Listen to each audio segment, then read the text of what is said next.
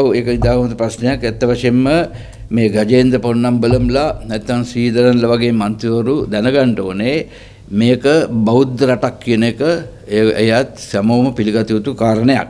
මේක බෞද්ධ රටක් කියලා කියන්නේ දැන් தையிட்டி விகாரைக்கு எதிராக நடத்தப்படும் போராட்டம் தொடர்பில் சரத் வீரசேகர இன்றைய தினம் ஊடக சந்திப்பிலே கருத்து வெளியிட்டிருந்தார். ஸ்ரீதரன், கஜேந்திரகுமார் பொன்னம்பலம் போன்றவர்கள் தையிட்டி விகாரைக்கு எதிராக போராட்டம் நடத்துகின்றனர். அவர்கள் ஒன்றை புரிந்து கொள்ள வேண்டும். இது சிங்கள பௌத்த நாடு. இங்கு வாழ்பவர்கள் பௌத்தர்கள். இவர்கள் தையிட்டி பகுதிகளுக்கு சென்று போராட்டங்களை நடத்துகின்றார்கள்.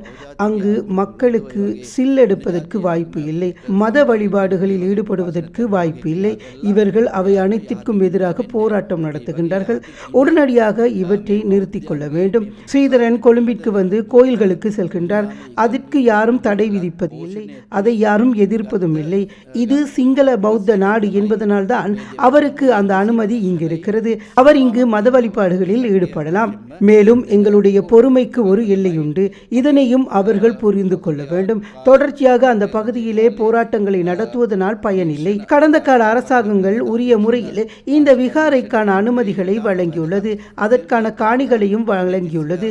அதற்கான சட்டங்கள் இயற்றப்பட்டு முறையான விதத்திலேயே அந்த விகாரை உள்ளது. எனவே அங்கு போராடுவதில் பயனில்லை. இதேவேளை இன்றைய தினம் யாழ் பல்கலைக்கழக மாணவர்கள் போராட்டம் ஒன்றினை நடத்துகின்றனர். அவர்கள் தமிழ் பகுதிகளில் விகாரைகளை அமைக்க வேண்டாம் என கோஷங்களை எழுப்புகின்றனர்.